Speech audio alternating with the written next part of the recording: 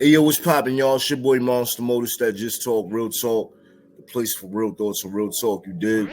So when it comes to the issues, the drama, the situations that Big U had with Nipsey Hussle, people will ask Big U, like, yo, did y'all got any problems or whatever? And Big U would answer that with, nah, we ain't had no problems. That's like my son, that's my little homie or whatever, right? Even though he says certain things out his mouth, even though it's certain rolling 60s and homies that's exposing, you know, the situations that they had leading up to Nipsey Hussle's death. Also, right, Nipsey Hussle had a friend, goes by the name Fats. Allegedly, he was involved in something with Big U where he, you know, allegedly hit Big U, knocked him on his back pockets and all that. And then he got killed like a week later, you feel me? People ask Big U about that. Big U be like, nah, we ain't had no problems. So when it comes to that, right, him not really speaking about the issues or problems, that could be real nigga-ish, right? But you got him saying certain things or he said certain things, you got people exposing him. So even though he's not saying nothing or saying he was involved in certain situations, we know kind of allegedly like he still was involved. So yeah, you're a real nigga for not really, you know, speaking on the situations, but we know you were involved. So it's still some grimy situations going on. You feel me? All right, now what we about to get into, right, is a homie, one of the roller 60 dudes goes by the name Rodzay, right? He about to speak on the situation that Big U had with Fats.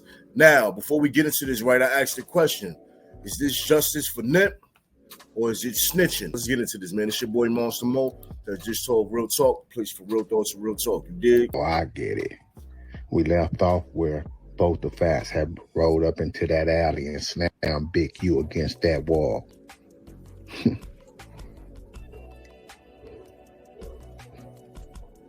That melee had everybody calling in, trying to reconcile it. That's why the meeting was called that Money Mike Shop.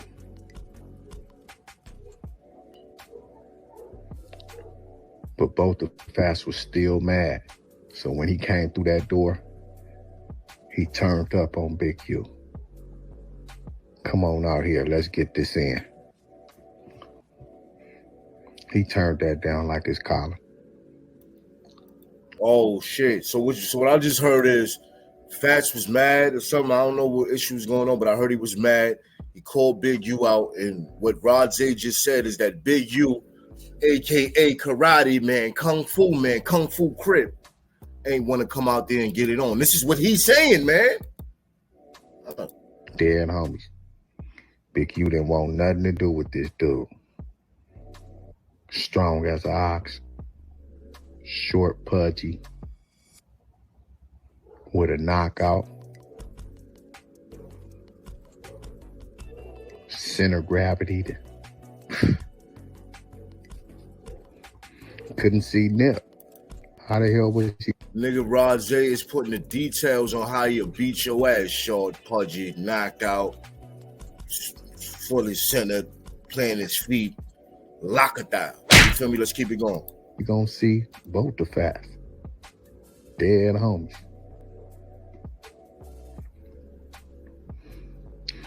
But the situation was something that he never could forgive. We know this. Everything the marathon members did from that point on, it seemed like, or let's say allegedly, they tried to undermine it. Flocking they stuff, small break-ins, vandalism. Wow, that's crazy. That's like kind of like part of extortion game when it comes to people, to the outsiders, right? They come over here, you rob their crib or you rob their car. They might need some help. Yo, I need some protection. I need this to stop. Or they might need protection when they get ran down on and they got a gun in their head or gun in their neck and they on the phone, yo, Big U, please, blah, blah, blah. What did I do? You feel me? Now, when it comes to their own, like Nipsey Hussle, you feel me? Nipsey Hussle got a business, got a store in the neighborhood. He's sending, listen, allegedly, he's sending a little rolling 60s to go vandalize, break in, steal Crenshaw shirts. And now Big U is allegedly selling Crenshaw shirts out of his store. But I heard they fugazi though. About everything. But how do you get in the mix with somebody that don't need you? How do you get in the mix with somebody that's already balling? I think Nip was worth about like 4 million, 5 million at the time. So he wasn't entertaining no conversations from the opposition, especially from Big U. So how do you break the ice? You come with a deal they can't refuse. This is around the time Big U was coming across all that weed. This is around the time that Big U was coming across all that weed. And while I'm sitting here, I'm just like, yo, like, when it comes to the streets, right, this would be considered telling and all that. But like I say, for some people, it's justice for Nip.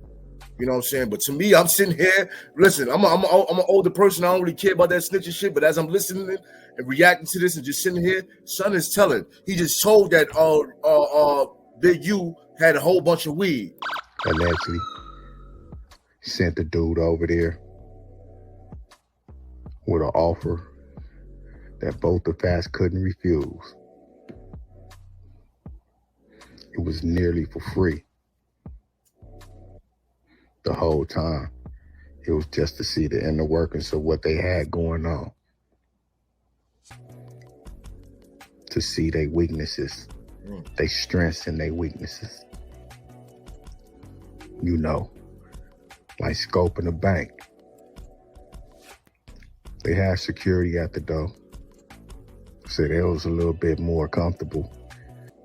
Yo, just because you talk laid back and smooth don't mean your ass is not telling. You feel me? I'm being real. Like, it sounds smooth. It's something to listen to. It's something that you don't get into. Like, but still, in all naturality, you supposed to be a rolling 60 Crip, a gang member. You're telling, homie. But now, you making these offers that a brother can't refuse? Man, give it here. Selling it to me for the low when I already got my own motion.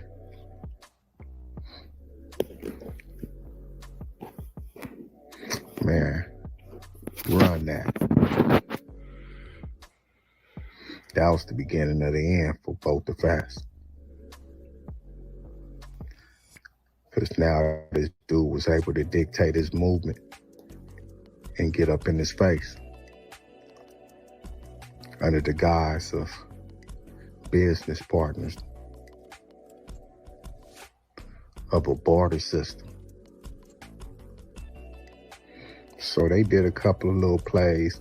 He copped a little bit from him for the low here and there. Until this one mysterious day, he get a call. I got some more flight, bro. Come outside. Man, they had security, so both the fast in there in flip-flops and shorts. Marathon shirt. He comfy. Like chestnuts roasting over an open fire.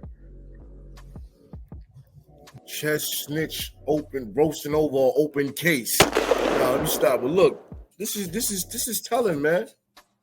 Let's be real here. Y'all comment down below. I want y'all to really tell me what y'all think about. You know, is this justice for Nip, or is this a gang member telling? Either way, like I said, you know, it doesn't really matter for me. I just want y'all to comment down below. This is what thought-provoking conversation right here, because we're getting some real information. But at the same time, I got the question: is this justice for Nip, or is this snitching? Let's keep it going, man. Let me shut up. He come outside in flip-flops, looking both ways, looking for this dude. Like, where he at? He said he right here on the corner of West Boulevard and 59th. Dude still on the phone with him.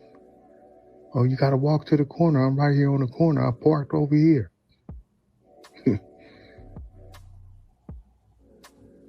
Dead homies. By the time he made it to that corner, He was ambushed.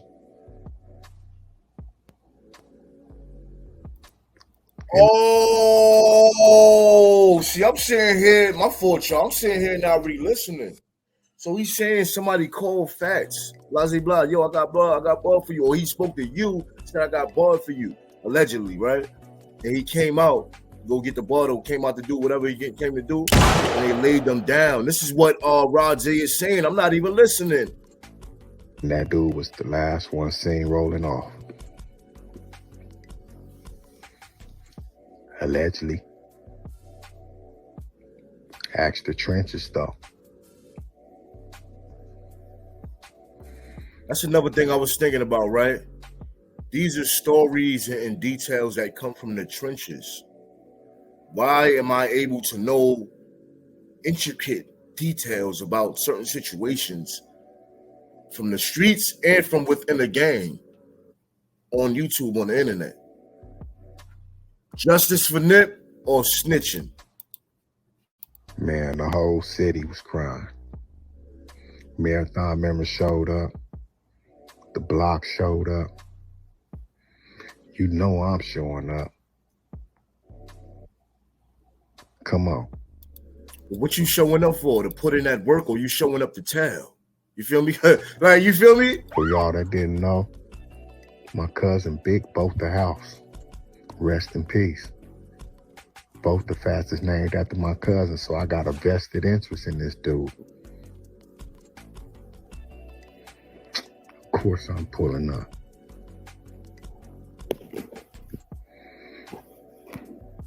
Sam must have seen the last interaction with the dude on that video camera.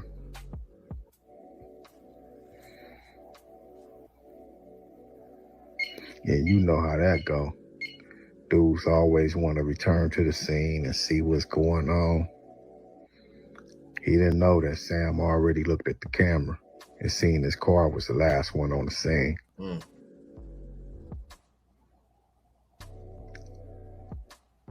Police was out there in huge numbers. The body still had the sheet on it. But we done dragged this dude around the corner to this alley. Oh, man. It's the same information that if you're telling it now, you could have told it that night. But you're telling it now. Now, he's not putting himself, no, he said, you know I was there. I'm about to say he's not even putting himself there, but he said, you know I was there. You know what I'm saying? Not for the situation, but after. So you got some information. Now you're telling the information. This is information you could have told. Since you're telling, you could have told this shit that night. Let's be real here. Behind the shit dead. The guys got so tired. Fists so wore out and swollen. They began putting elbows and knees on him. Dead homies. So what I'm hearing here is that they caught the guy that allegedly, killed Fats, and they beat him till the goddamn fist and wrist was broke. So they had to use elbows. They did them like the Warriors. Remember them black niggas jumped that nigga?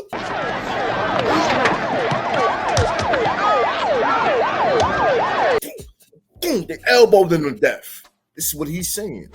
Let's keep it going. That's right. Cause you're talking. Y'all wanted the real though, huh? Can y'all handle the truth? And about some weed shit. No, Fats put Big U on his pockets. Damn. Big U tried to take off on Nip, and Fats took off on Big U and set him on his pockets. Listen, man, we're going to stop it right there, man. I want y'all to comment down below and tell me what y'all think about that. Tell me what y'all think about, Big U always denying, these altercations that he had with these guys or with these people, right? Where in the street, that could be some real nigga shit. But at the same time, when everybody knows or kind of like knows you allegedly was involved in these situations, it's grimy situations. So it could be real nigga shit that he not trying to put himself in these situations where, put the cops on, because a lot of people talking, you're putting police on, which I don't think nothing's going to happen. But at the same time, he's a grimy nigga. What do you think about that? What do you think about Rodzay and all these other dudes speaking on certain situations, detailed, giving details to things that happen in the streets, things that happen within the gang, things that happen within their coast, their situation. You know what I'm saying? What you think about that? Is it justice for Nip or is it snitching? I want y'all to comment down below. Tell me what y'all think, man. It's your boy Monster Mo. It's that Just Talk, Real Talk. Place for real thoughts and real talk, you dig? Don't get caught slipping. And stay off that social media. I'm about to say, don't get caught snitching. Stay off that social media. Yo, you know I never wore those, but feel like I'm putting on those 40B lows. It's a war, yo. Shit you wear when the winter come and it's cold. Got the juice and it's really coming from the soul. Rockin' red, yelling bees up with one of those. Monster Mo will make you bleed from your fucking nose. My creepy, fuck with me, show me some of his codes. Man, fuck that game talk, go get some of them hoes. I gotta motivate, I cannot stay up in the same place. I can't just follow everything some games say. I feel like in my time back in the day wasn't no play. It always was a robbery on payday. I carry guns or a knife. The bitches had mace spray, and why don't do no drive-bys with an AK? Whoever poppin' shit don't hate on me, I just say they gay. Never say that shit up in my face, okay?